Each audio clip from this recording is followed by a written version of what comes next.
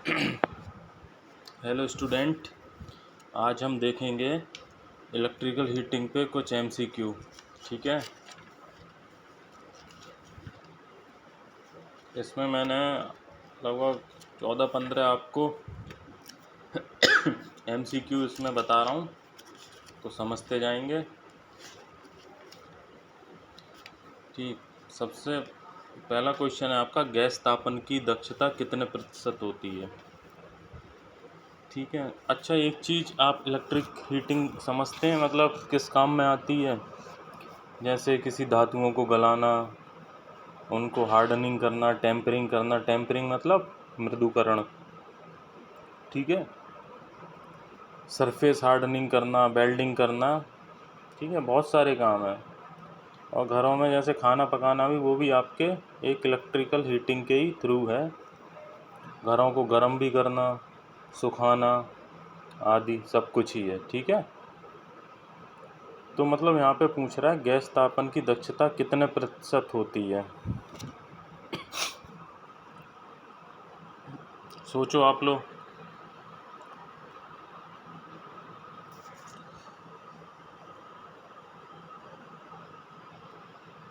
ये वाला पहला क्वेश्चन। ठीक,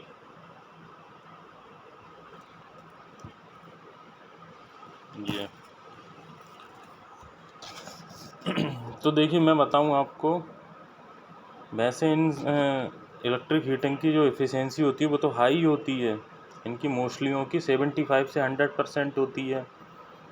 और आपका जो सरफेस हीटिंग होती है उसमें 50 से 60% रहती है। और जो सॉलिड हो गया, जैसे ईंधन हो गया, कोयला हो गया, जो सॉलिड में उनकी 30% तक होती है। तो हम बात कर रहे हैं गैस तापन की, तो गैस तापन की आप याद रखना हमेशा 60% होती है। अगर वहाँ पे आपसे पूछ लिया जाए सॉलिड उसकी या ठोस ईंधन या कोयला की कब होती है, तो वो 30% तक होती है। और सरफेस आपकी हीटिंग की या ऑयल हीटिंग की वो आपकी 50 से 60% होती है। याद रहेगा ना। ठीक है।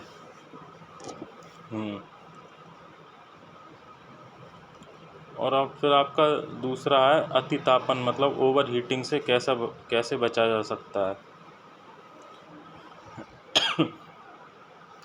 तो बेटा ओवर हीटिंग के लिए कुछ आपके मेथड होते हैं।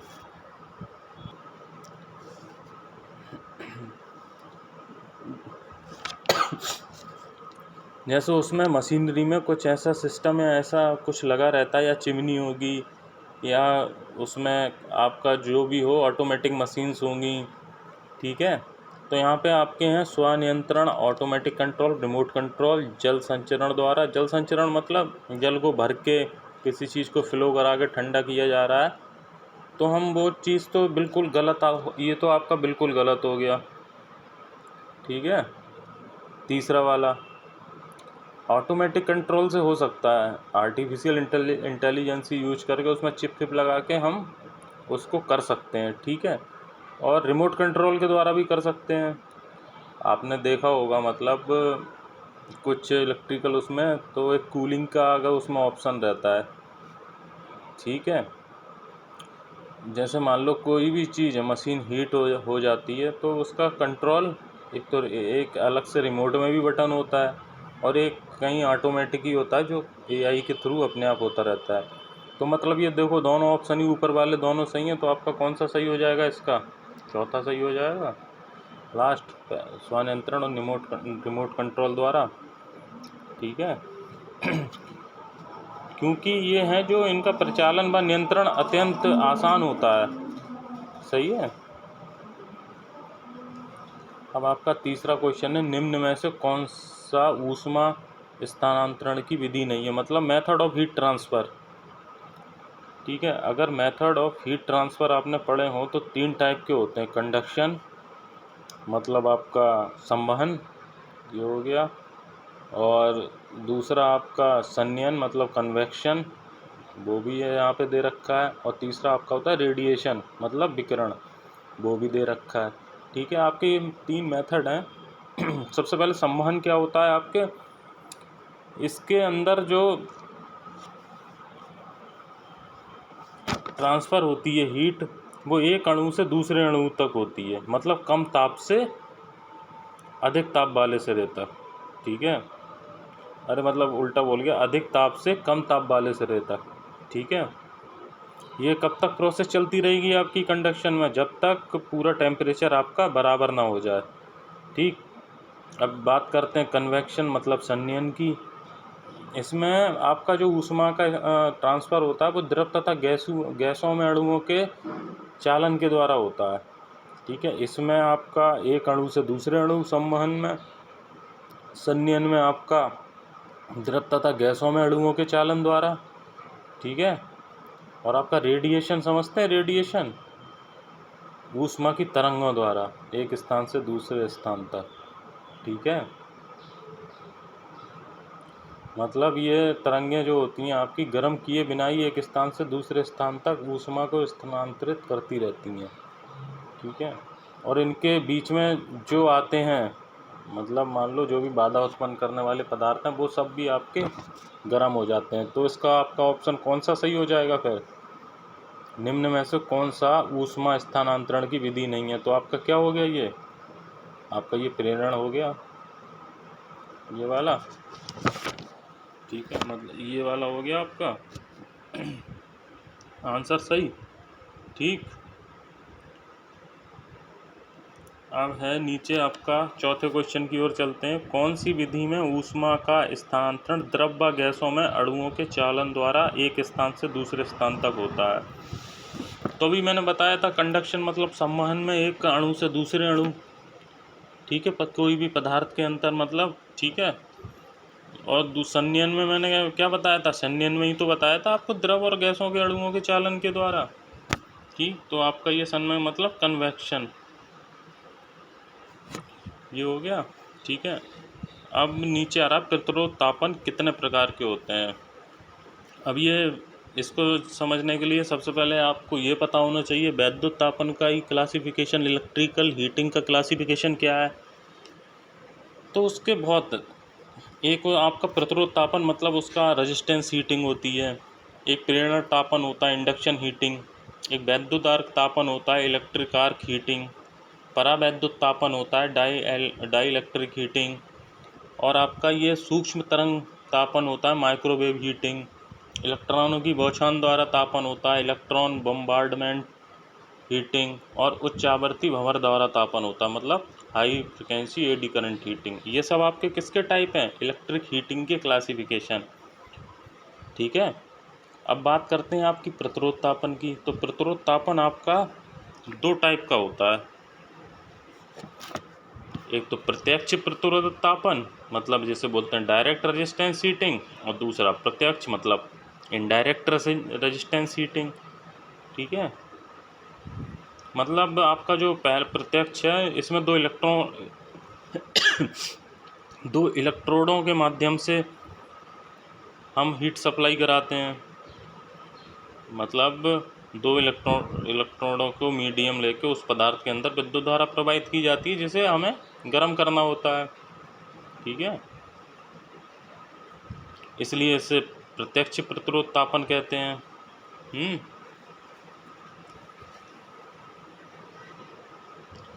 जैसे याद रखना, नमक ऊष्मक भट्टी, बाथ फर्नेस, ठीक है, पानी का गर्म किया जाना, ये सब इन्हीं के उदाहरण है इसके आपके प्रतिरोध तापन के। और आपका अप्रत्यक्ष इसका दूसरा टाइप था। जो अप्रत्यक्ष वो क्या होता था? वो आपके हीटिंग एलिमेंट में प्रवाहित करके ऊष्मा उत्पन्न की जाती थी। ठीक है, उसमें उसमें हम क्या इलेक्ट्रोड के थ्रू यूज कर रहे थे, इसमें हीटिंग एलिमेंट के थ्रू अप्रत्यक्ष में। तो ये आपका कितने टाइप के होते हैं प्रतिरोध तापन? दो टाइप के, याद रखना आप। ठीक है, अब आपका नेक्स्ट क्वेश्चन है प्रतिरोध भट्टी। प्रतिरोध भट्टी किसके सिद्धांत पर काम करती है? बताएं आप।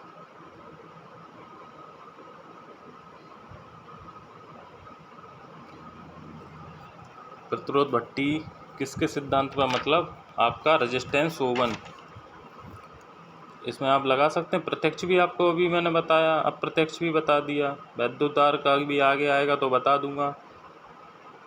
ठीक है,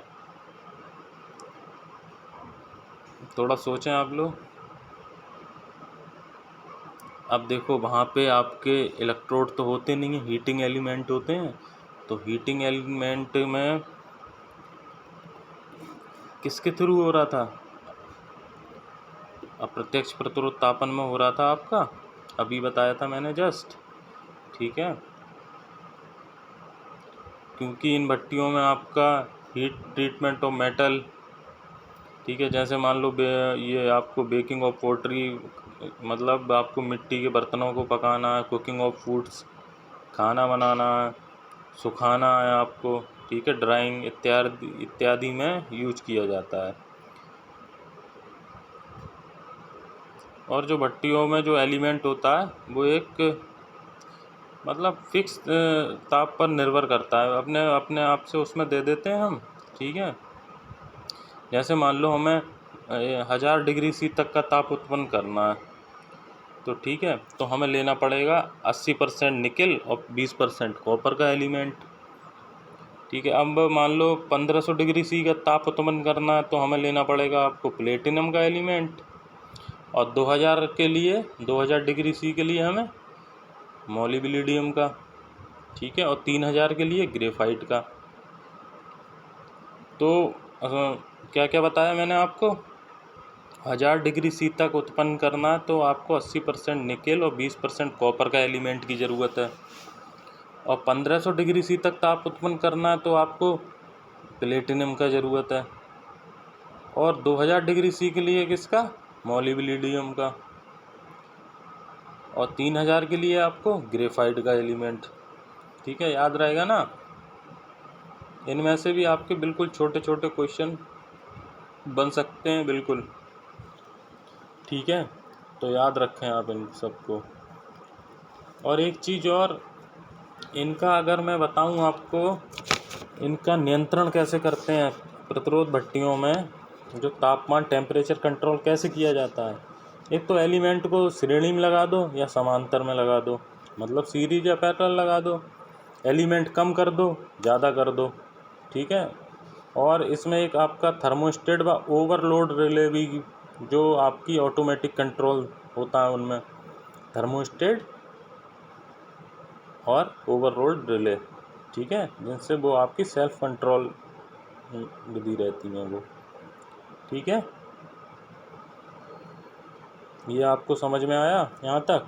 चलो अब नेक्स्ट क्वेश्चन देखते हैं। वायु संचरण भट्टी में ताप का स्थानांतरण किस विधि द्वारा होता है। ठीक, पहला ऑप्शन है आपका संवहन, दूसरा संनयन, तीसरा विकिरण और चौथा आपका कोई नहीं। ठीक, तो बताएं आप। देखो भट्टियाँ आपकी प्रतिरोध भट्टियाँ हैं जो, वो उसका एक तो नमक ऊष्मक मतलब साल्ट बाथ हीटर। ठीक है, दूसरा आपका है रेजिस्टेंस फर्नेस फॉर एनीलिंग, मतलब तापानुशीतलन के लिए प्रतिरोध भट्टी। ठीक है, और आपका तीसरा है ऑप्शन उसी का, वायु संचरण भट्टी। ठीक, वैसे औरों की बात करें तो इन भट्टियों ये आपको तीनों एग्जाम्पल दिए मैंने अभी प्रतिरोध भट्टी के। अगर वैसे बात करें तो और भट्टियों में हम किसका यूज करेंगे, आपका उस वहाँ पे विकिरण का यूज हो रहा होता है। ठीक है, लेकिन वायु संचरण भट्टी में आपका जो टेम्परेचर ट्रांसफ़र के लिए हम कन्वेक्शन विधि द्वारा होते हैं। कन्वेक्शन को क्या बोलते हैं हिंदी में, संनयन। ठीक है, मतलब ये आपका ऑप्शन सही है, संनयन। ठीक, समझ में आया आपको। अब नेक्स्ट क्वेश्चन है आपका, प्रतिरोध तापक एलिमेंटों के पदार्थों के गुण कौन कौन से हैं। अब देखो आपके property of heating element material पूछ रहे हैं यहाँ पे। ठीक, तो आपका देखो पहला दिया है आपका उच्च प्रतिरोधकता, मतलब हाई रेजिस्टिविटी। देखो यार, तो फिर एलिमेंटों में अगर कोई हमारा मटेरियल यूज हो रहा है तो उसकी रेजिस्टिविटी हाई होनी चाहिए, ठीक है, जिससे कम लंबाई के तार पर अपना हीट हम अपना पा सकें। ठीक है, तो ये तो सेम आपको सही लग रहा होगा, उच्च प्रतिरोधकता बिल्कुल होनी चाहिए, हाँ ठीक। और उच्च गलनांक मतलब हाई मेल्टिंग पॉइंट। अब ये बहुत ज़रूरी है, क्योंकि जब हाई मेल्टिंग पॉइंट होगा तो हाई से हाई टेम्परेचर आपका वो सह सकता है। मतलब मान लो अगर गलनांक उसका कम है तो कैसे आपका वो तो हीट कैसे सहन करेगा, गला देगा फिर तो हाई मेल्टिंग पॉइंट होना चाहिए, मतलब उच्च गलनांक भी होना चाहिए। ठीक, निम्न प्रतिरोध ताप गुणांक दिख रहा है आपको, निम्न प्रतिरोध ताप गुणांक, ठीक है, ये वाला निम्न प्रतिरोध ताप गुणांक है। अगर ताप को जैसे जैसे बढ़ाते जाएंगे, ठीक है, तो हमारा जो रेजिस्टेंस है वो कम से कम चेंज होना चाहिए कि नहीं, जिससे आपका टेम्परेचर कंट्रोल में हो सके। तो हमारा ये भी सही है, मतलब उसका जो फैक्टर है, रेजिस्टेंस फैक्टर, आपका रेजिस्टेंस हीट फैक्टर, वो आपका कम होना चाहिए, वो वेरी नहीं करना चाहिए बार बार। तो आपका ये भी सही हो गया। और आपका चौथा ऑक्सीकरण से मुक्त, फ्री फ्रॉम ऑक्सीडेशन, ठीक है। अब एलिमेंटों के पदार्थ में अगर हम हाई टेम्परेचर भी दें तो ऑक्सीकरण नहीं होना चाहिए बिल्कुल भी। ऑक्सीकरण हो गया तो दिक्कत हो जाएगी, कैसे हीट सहन करेगा, नहीं कर पाएगा ना। तो ठीक है, तो आप ये चारों सही हो गए यहाँ तो इसमें से मान लो, इसमें से 3 ऑप्शन देख के लास्ट में या तो ये लिख देता ये सभी, या कोई चेंज कर देता, तो ये आपके प्रतिरोध ताप एलिमेंटों के मतलब property of heating element material के सारी ये क्वालिटी आपकी सारी हैं, ठीक है, याद रखेंगे ना। और अभी मैंने बताया था आपको टेम्परेचर कौन कितना सहन कर सकता है। अब मान लो उसमें आपका 1000 डिग्री सी पे मैंने क्या बताया था, 80% निकेल और 20% आपका क्रोमियम, प्लेटिनियम 1500 डिग्री सी पे, मोलिब्डेनम 2000 डिग्री सी पे, और ग्रेफाइट आपका 3000 डिग्री सी पे, ठीक है। मतलब जो आपके एलिमेंट होते हैं वो रेक्टेंगुलर रिबन में बनाए जाते हैं। ओवन देखा होगा, उसमें लगे रहते हैं आपके, है ना। तो यहाँ तक आपके 8 क्वेश्चन यहाँ पे हो गए। यहाँ तक किसी को कोई दिक्कत तो नहीं? चलो आगे देखते हैं, ठीक है। अब ये आपका नवा क्वेश्चन, ये तो सबको पता होगा, 1 किलो कैलोरी बराबर कितने जूल होते हैं, ठीक है, बताओ। अच्छा अब देखो, किसी ने अगर पढ़ा हो 1 किलो कैलोरी बराबर, अच्छा पहले यही बता दो आप, 1 कैलोरी बराबर कितने होते हैं आपके? 1 कैलोरी बराबर होते हैं 4.18 जूल, ठीक है। अब किलो लग गया उसमें तो 1000 की मल्टीप्लाई हो जाएगी, तो क्या हो जाएगा 4186। लेकिन एक चीज़ इसमें यहाँ पे याद रखने वाली ये है,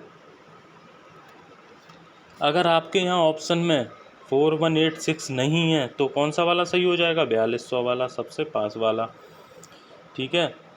और अगर 4186 है तो ये मतलब एकदम फिक्स वैल्यू दे दी उन्होंने, तो आपका ये सही हो जाए। याद रखना, जहाँ पे ये आपका 4186 अगर नहीं दे रखा है तो वहाँ पे क्या आपका सही हो जाएगा? आपका वहाँ पे सही हो जाएगा ये 4200 डिग्री वाला, ठीक है। 1 किलो कैलोरी बराबर हमारे 4186 जूल होते हैं। ठीक है, अब परावैद्युत तापन का दूसरा नाम बताइए। परावैद्युत तापन जानते हैं आप? मैंने कुछ PDF भी भेजी थी आपको, भेजी थी कि नहीं? पहले ये देखो, ये आपका होता है डाइलेक्ट्रिक हीटिंग, परावैद्युत तापन। ठीक है, इस मेथड से हम क्या करते हैं, जैसे आपकी लकड़ी हो गई, प्लास्टिक हो गई, चाइना मिट्टी हो गई, कांच हो गई, सिरेमिक हो गई, ठीक है, मतलब इनका तापन आसानी से किया जा सकता है इन सब से। तो हम इसे क्या बोलते हैं? इसे हम बोलते हैं हाई फ्रिक्वेंसी कंडेंसर हीटिंग, मतलब हिंदी में बोलें उच्च आवर्ती संधारित्र तापन। दे रखा है इसमें, पहला ही नंबर पे दे रखा है, देखो, उच्च आवर्ती संधारित्र तापन मतलब हाई फ्रिक्वेंसी कंडेंसर हीटिंग। ये देखो सूक्ष्म तरंग तापन, ये तो आपका उसी का टाइप हो गया ना, इलेक्ट्रॉनों की बौछार तापन, ये भी वही टाइप हो गया आपका इलेक्ट्रिक हीटिंग का ही।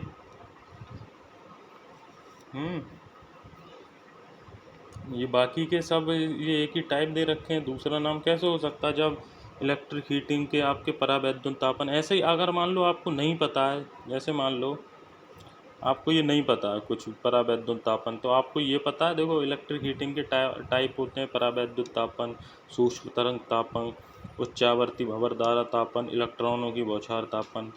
अभी कौन सा है उच्चावर्ती संधारित्र तापन, तो उसका टाइप नहीं है ना, तो यहाँ से साफ ऐसे एलिमिनेट कर सकते हो आप, मतलब ये आपका सही हो जाएगा। ठीक है ना, अगर नहीं भी पता है फिर भी एलिमिनेशन प्रोसेस से भी आपको आना चाहिए लगाना। ठीक, कर पाएंगे आप? ऐसे क्वेश्चन आएंगे, लगाते रहना टिक, है कि नहीं। अब है आपका नेक्स्ट क्वेश्चन, क्लोड रहित प्रेरण भट्टियों के निम्न में से कौन सा लाभ गलत है? पढ़े लाभ, धातु को गलाने में लागत बहुत आती है,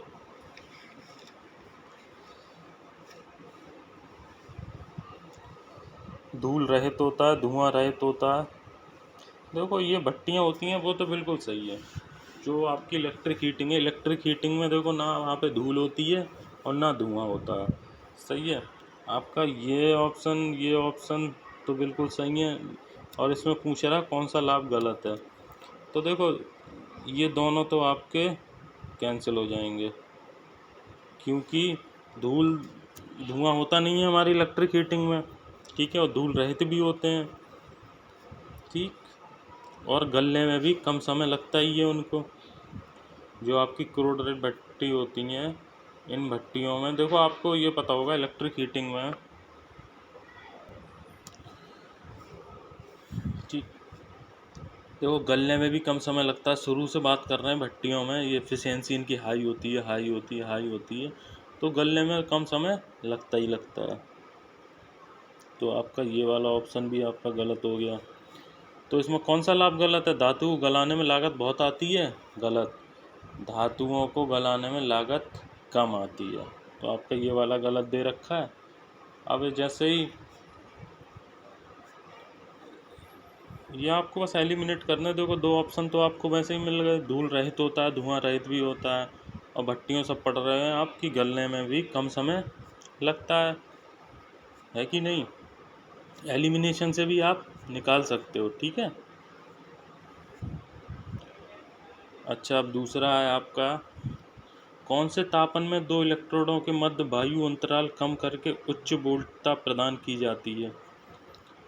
प्रतिरोध तापन में तो आपने पता होगा, इलेक्ट्रोड के थ्रू करंट हम ट्रांसफ़र करते हैं, किस में? प्रत्यक्ष वाले में, ठीक है। और सूक्ष्म तरंग होती है उसमें तो हम अपनी वेव फॉर्म, जो आपकी ये होती है तरंग दैर्ध्य, ठीक है। सूक्ष्म तरंग तापन में आपके ये होता है, ये आपका आपने पढ़ा होगा माइक्रोवेव ओवन, वही आपकी सूक्ष्म तरंग भट्टी है, इसमें आपका खाना आपका बनाया जाता है, ठीक है। और प्रतिरोध तापन अभी पढ़ रखे हैं आप, तो वहाँ पे ऐसा कुछ नहीं था कि इलेक्ट्रोडों के थ्रू हो रही थी, लेकिन उनके बीच जो गैप था वो कम नहीं किया जा रहा था। तो कौन सा हो जाएगा आपका इसमें सही? ये गलत हो गया, ये गलत हो गया, तो ये आपका सही हो गया आर्क तापन, ठीक है। इसमें गैप को इसलिए कम करते हैं क्योंकि जिससे हमारी जो एयर है वो आयोनाइज्ड हो जाए, ठीक है। इस प्रकार मतलब आपके दोनों इलेक्ट्रोडों के बीच आर्क उत्पन्न हो जाए, जिससे हमारा हाई टेम्परेचर मिले, इसीलिए इसे आर्क तापन या आर्क हीटिंग भी बोलते हैं। इनके भी दो ही टाइप हैं आपके, प्रत्यक्ष आर्क भट्टियाँ, अप्रत्यक्ष आर्क भट्टियाँ, ठीक है। और इन दोनों में ही आपके इलेक्ट्रोडों के मध्य जो हो वो आपकी एयर गैप कंट्रोल करके ही, ठीक है, हाई वोल्टा दी जाती है, या हाई वोल्टेज उच्च वोल्टता, जो भी, यहाँ तो हिंदी इंग्लिश मिक्स ही चलता है। अब है आपकी इस्पात उत्पादन में कौन सा तापन सबसे उपयुक्त है? तो आप इस चीज़ को याद रखें, जो इस्पात आपका होता है उसके लिए हाई टेम्परेचर चाहिए, और आपका ये आर्क तापन है वो हाई टेम्परेचर काफ़ी देता है, ठीक है। तो इसलिए आपका ये उच्च तापन में यूज होता है आपका, उच्च तापन मतलब हाई उसमें, तो इसलिए इस्पात उत्पादन में वहाँ हमें हाई टेम्परेचर चाहिए होता है। तो सबसे उपयुक्त आपका आर्क टेम्परेचर ही है, आर्क हीटिंग, ठीक। अब मैंने आपको यही बताया, 14वां क्वेश्चन भी देखो मैं बता ही चुका हूँ आपको। खाद्य पदार्थों को पकाने के लिए कौन सी भट्टी का प्रयोग किया जाता है? खाद्य पदार्थों के लिए माइक्रोवेव ओवन, और अभी मैंने बताया था सूक्ष्म तरंग तापन, तो ठीक है ना, सूक्ष्म तरंग भट्टी हो गई आपकी इसका सही।